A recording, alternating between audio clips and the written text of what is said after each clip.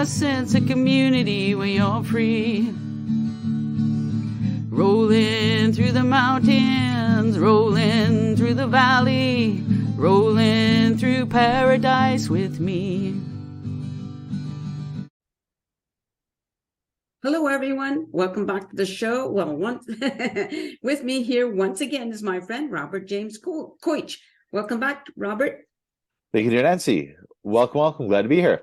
I'm glad you're here. And there's a lot of things have been going on in your life since the last spoke to you, right? Yes.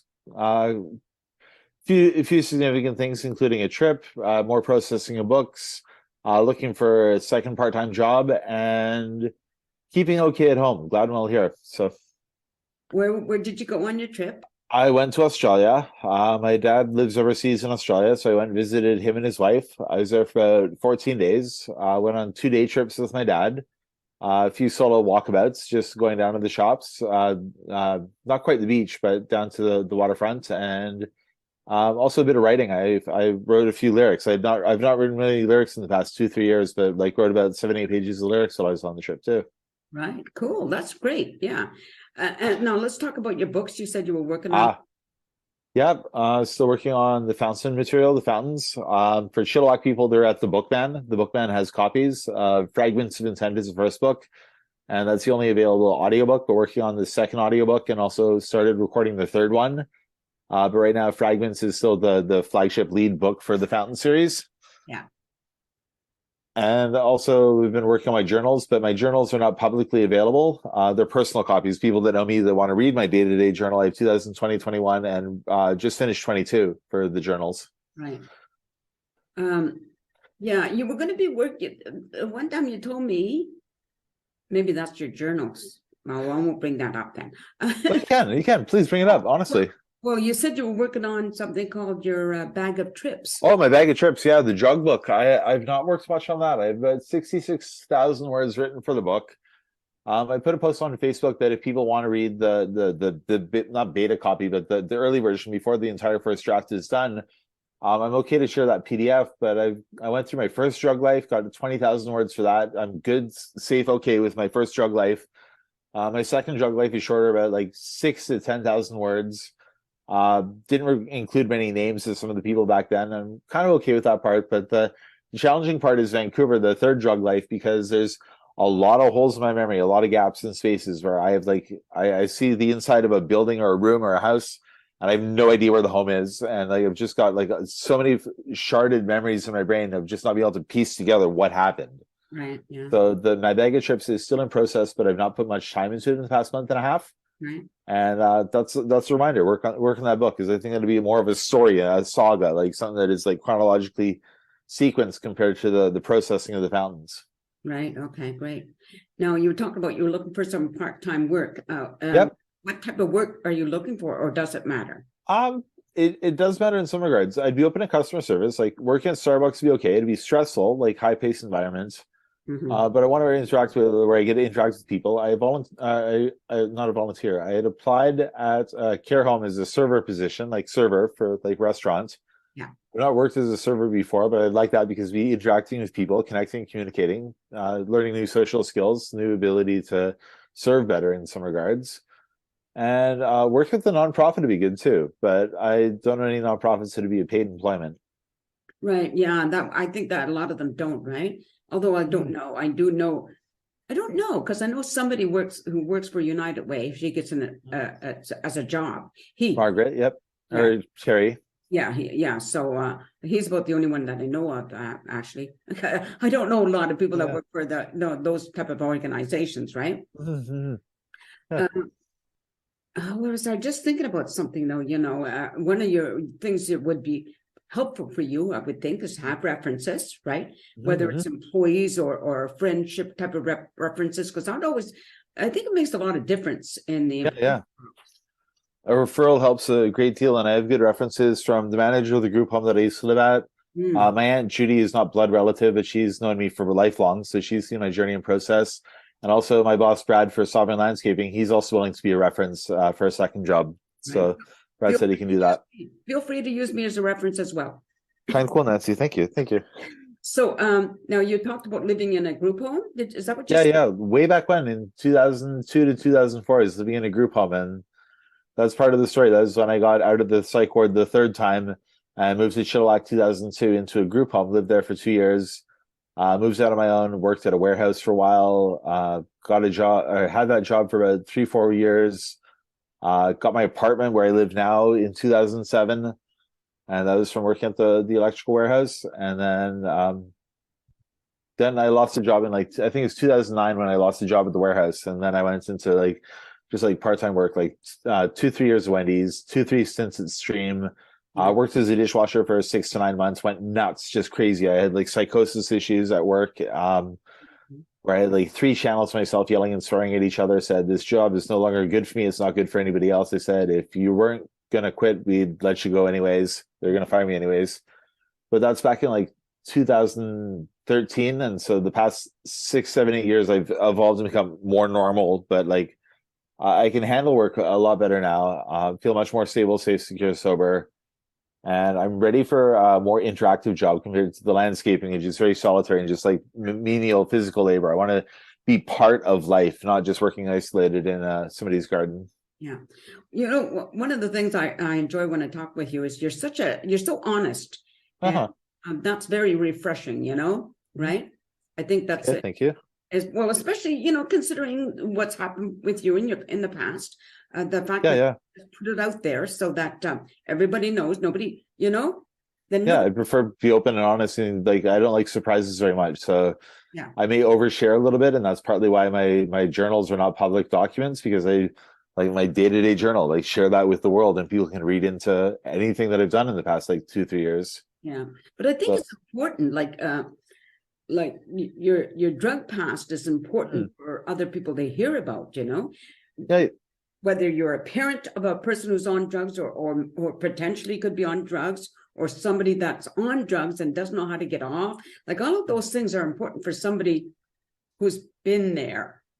yeah. Well, you've encouraged me about that like 2 times before, 2 previous sessions on your show, which is like, yeah, we need to know about drugs, how they are, what are some of the dangers, what you can do for people that are still on drugs, and how to help and support them as like a friend, family member, or community member.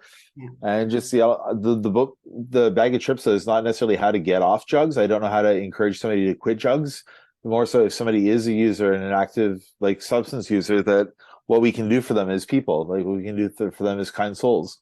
Yeah, yeah, for sure. I mean, it's not, not so much about you telling them how to get off, but maybe just your journey and how it worked for you. Yeah, Why you're yeah. no longer on drugs, right? Well, my sovereign landscaping boss, Brad, is the one who encouraged me to write that book, because I used to tell like just a whole bunch of like fantastic random stories and said, put all your random stories in a book. But Brad thought I should write it as a fiction book, like, and not write about myself as an autobiography type element. But I prefer to own my past, because when I'm writing this book, it's helping with therapy and processing and accepting. And as I told you before, like a lot of blank memories. I have like just these gaps of like, how did I get here? Where did this come from? No memory before the event, no memory after the event, but remembering that specific events, like being in a basement with a cat, having a conversation with them while I'm high on acid. Like Right. that's so, that's like 2000. That's when the millenniums were in Y2K back then. Hey, I always had a conversation with my daughter's cat. Didn't Yeah, answer. well, I thought this cat was Slash from like Guns N' Roses, and I believe I had a telepathic conversation with the kitty, but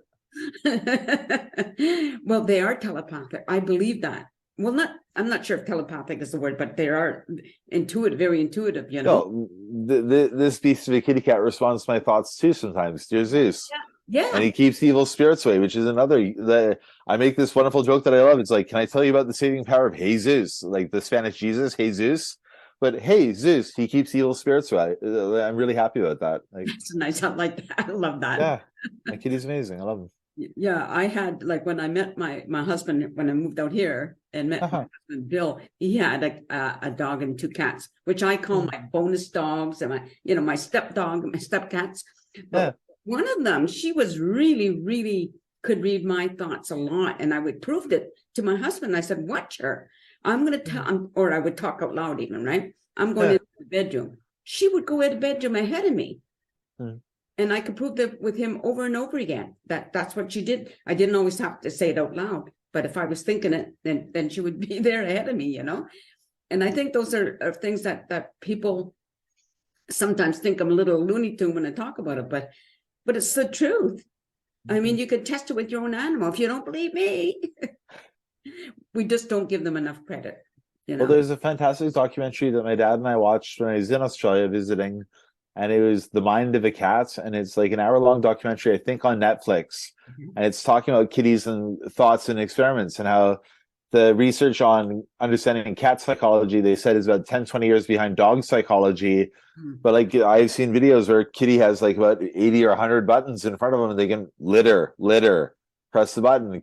Person's like, you don't need your litter fix, go to the litter box. The litter box is needing repairs. So like, oh, you weren't lying, you did mean litter. Like, cats are smart, humans are smart, dogs are smart. Like, animals have consciousness in reality.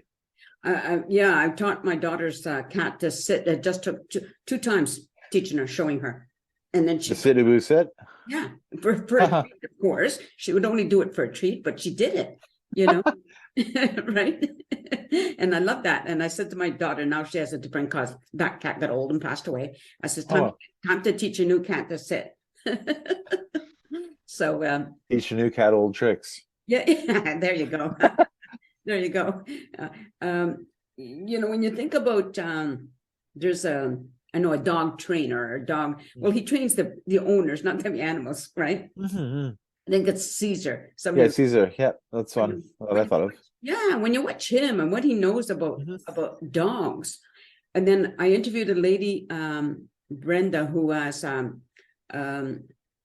she has Mystic Waters Ranch in said in Langley, and she has horses, and you can go and be with those horses, whether you want to ride them or whether you just want to touch them and feel them and whatever like that.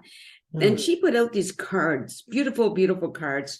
And she said she's always gotten messages from her horses. For years, she's been getting messages. Yeah. So she finally put them in cards, and they're just absolutely beautiful, you know? Right? There's pictures of the horses and the messages that she heard from the horses? Yes. Okay. They're just fantastic. If ever, you know, I'll have to show you. You'll have to go to my place sometime and just take these cards and read them, you know, and see all the things that they teach you. It's I love stuff like that. I'm totally open to that. Yeah. Here's another thing. Okay. I see animals in my home all the time that are not here, of course. They're not real. But I see them, you know, what I'm saying, shouldn't say they're not real. What I should say is they're not really here. That happens a lot to me. So there you go. Anyway, that was off on a totally different topic, wasn't it? So one of the things I was going to ask you is, how long had it been since you seen your dad? It had been about 3 years. I visited them about a month or 2 months before the start of the pandemic. Yeah. It was like January 2020. And then when I came back from that trip, I was like super depressed. I have a friend, she doesn't like her name being mentioned, but she noticed that I was like super depressed. And it was back then when I started writing the journals, like February 24th, 2020 is the first day that I started writing. And at that point, I had like no ambition, no goals, no aspirations, no sight of the future. I was just like existing, waiting to die. I didn't want to die, but I had like no motivation or anything. I just felt completely depressed after that trip in January. And I started writing the journals. So like, I kind of wish I could share my journals like as like a commercial sellable product, but I'm concerned about the amount of personal information I shared in the journals. But I started writing on February 24th, 2020, and that was exactly 18 years to the day that I landed in Chilliwack. I landed in Chilliwack February 24th, 2002. And so I kind of found that bizarre, like 18 years later. And the other, I don't want to go off topic. I had another conscious awareness, something at work. Like at work, like this is a gal named Haley. She started working. I thought she was like 24 years old. Found out she's like only 18. The other person that I love working with, Nevada, I thought he was like in his 30s. He's 24. And I found that like take Nevada and Haley and a 2-year-old child, and I'd still lived more time on Earth than all three of them. And that just like racks my mind. So like, you know, 18 years, you have like adults, like new adults that are 18, 19, 20 years old. Yeah. And to think that like, that's when I like quit drugs. or no, I guess 2 years later. But anyways, it's bonkers to think that it's been like, yeah, like 19 years since I smoked a joint. Wow, wow, that is awesome, you know. I, and I love dope. I love marijuana. I wish I could smoke so much of it, but I can't because I go back to the psych ward again, and I want to have psychotic episodes.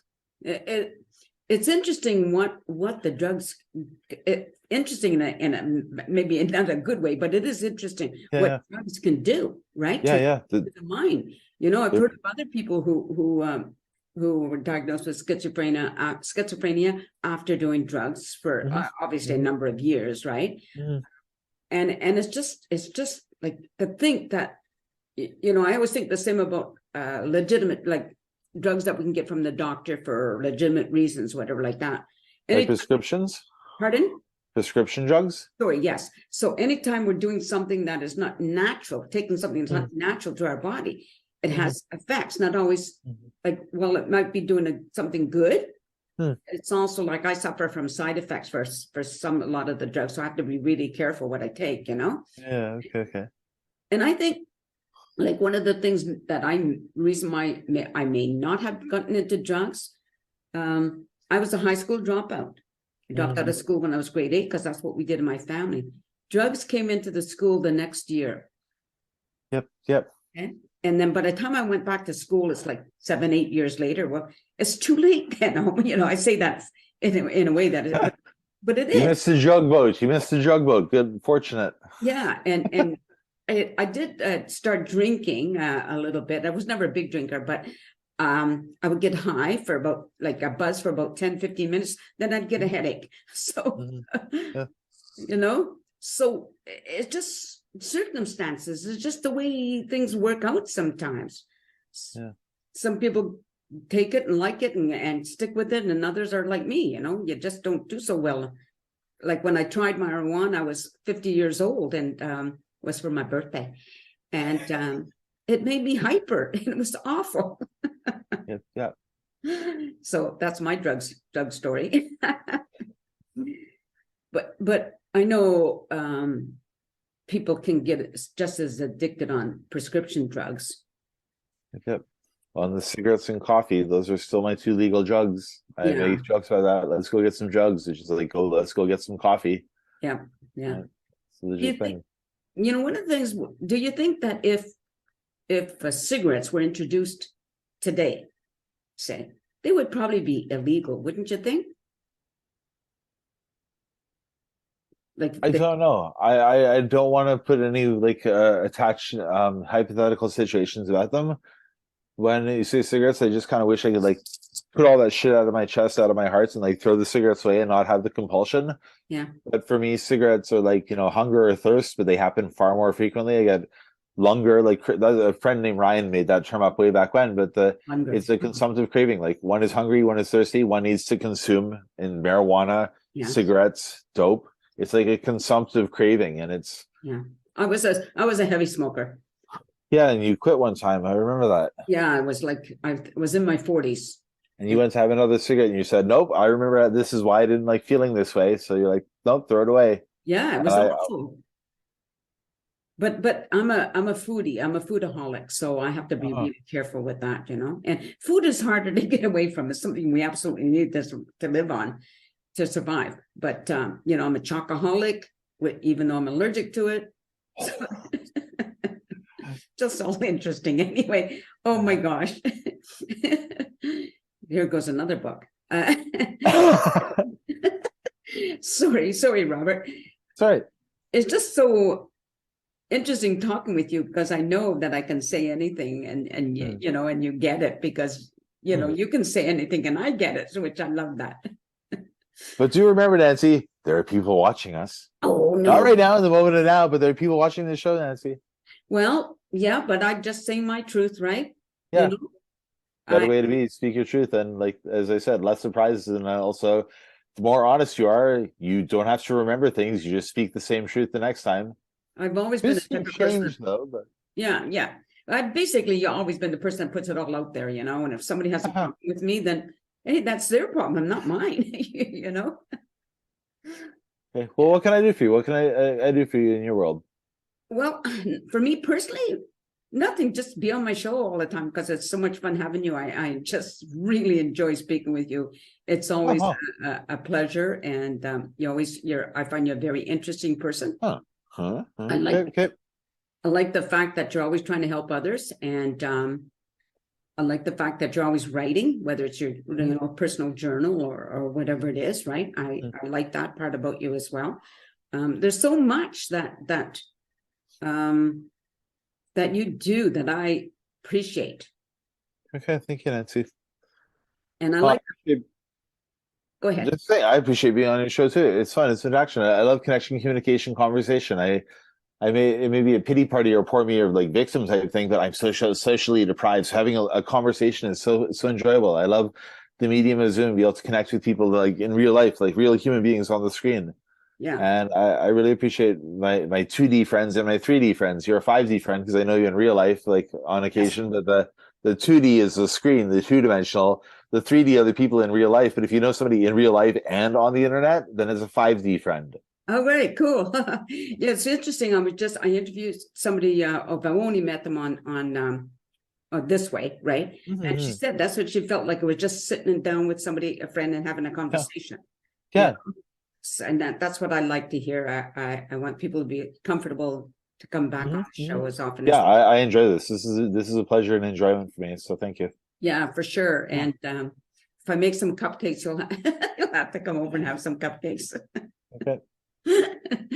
So Right. okay. So let's get back to you again. No, do you have anything other than what we spoke about? Anything new coming up? I'm for new. I think The Sends Yesterday is probably it's the second audiobook in the series. It's due probably in about 2-3 months. This year I want to finish recording Shards My Soul the third. I want to record Mosaic the fourth, and also The Waters of Life. Get all three of those 3-part books recorded by the end of the year. I'd like to start actively dating this year. Find love, find truth, find more friends. Like even if I still one of those people that thinks if you date a gal and she friend zones you and she's still willing to be a friend, hold on to her for amazing good because that's better than no friend. Yeah. I have a gender bias, but not with kitties. Kitties will snuggle the shit out of a male or a male cat, but like humans, not so much. And so like actively date this year. I want to get more magic cards. I'm collecting magic cards still. One of my things. Magic the Gathering. It's a trading card game, a collectible card game. Oh, okay. And so that I played a pre-release yesterday night at Level Zero Games. If there are any gamers in town, Level Zero Games, it's near the Domino's, like near Ruth and Naomi's and the Annabets. It's a gaming shop.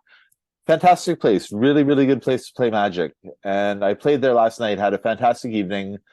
I won 2 prize packs and I pulled a $70 card in one of my packs and a $18 card in the other. So I was like annoying excited. I was like so happy that I'm sure I was annoying. I was just like gleeful. And I guess like I also want to finish my bag of trips this year. Like sometime this year, finish not just the first draft, but publish it, release it. Right. So Yeah. I guess the last thing, if you watch this much, get a hold of Nancy, ask her for my email address. Nancy, you can give my email address to anybody who requests it. Okay. And I'd be happy to send a copy of my bag of trips, what's already presented up to now, just to get some feedback. Because if you get like 5-10 people that can read the book and say, yes, this is worthwhile, no, it is not, I'd love to know that feedback. Right. Here's a question for you. Have you ever considered starting a podcast? Yes, but I prefer being interviewed than interviewing. Okay. I have the only interviews that I did a series of 8 or 9 interviews that I recorded, and I have the recordings about 1.5, 2 years ago about freedom. What does freedom mean to you? Okay. And people gave me feedback. It was not to be a video podcast, but that was an idea. Because I think discussing freedom and what freedom means to people is a good idea. Yeah, for sure. Because it means different things to different people. Some people, it's the freedom from the records that play in their mind, the repeating thoughts or the negative programming. Right. For some people, freedom, the ability to do whatever they want to do. One friend, she said her definition of freedom is being able to stand up for yourself and not accept other people's bullshit. So just like being like fork in the ground, this is who I am. I have the freedom to be who I am without somebody telling me who to be. Right. And then the other thing about freedom is anytime you're alive, conscious, aware, you can literally say anything you want to say. You can move your body as long as you have physical ability, any way you want to move your body. At any point, you can say or do anything you want to do. There's that like impulsive freedom. Right. We narrow, we focus, we channel to the point of who we are. Yeah. And I don't want people to think that they're just who they are. They can be like anything they want to be. Anything. And I like that too. Is like I tell people, like, age shouldn't stop you from doing anything, unless again physically or financially. Those should be the only reasons that you know that. I mean, I understand people are afraid to try things, but like, you know, I think about myself. I started stand-up comedy when I'm in my 50s, improv in my 60s, as well as doing this show. And it just shows that you can do anything at any age at all. Start driving at 5 years old. What? What were you? That was my smart Alec comment. You start driving at 5 years old. Like there are some people that can like snowboard at age 2 or age 3. They put them on a snowboard. They can do more tricks than like, you know, a teenager on a snowboard. And they're like 3 years old. Oh wow. Yeah, that's true. Yeah. Anyway, it's all so good. I wish you all the best and all good luck and all the things you're trying to do, and hopefully somebody will see this and will be willing to hire you. I will vouch for my friend Robert. Okay, everybody out there. Okay. So thanks Robert. Just stay on camera, please. Thank you everybody for watching the show. And I hope you find Robert as interesting as I do, and is very forthright, very you know, puts himself out there. So there's no issues with Robert. Anyway, thanks everybody. Take care and live, love, and thrive. Peace out. A sense of community, Chilliwack's a place to be. A sense of community when you're free. Rolling through the mountains, rolling through the valley, rolling through paradise with me. It's multicultural, you're sure to see it all. Chilliwack's the place to be, you'll see. Come party in the park, go dancing after dark. Chilliwack's the place to be, you'll see.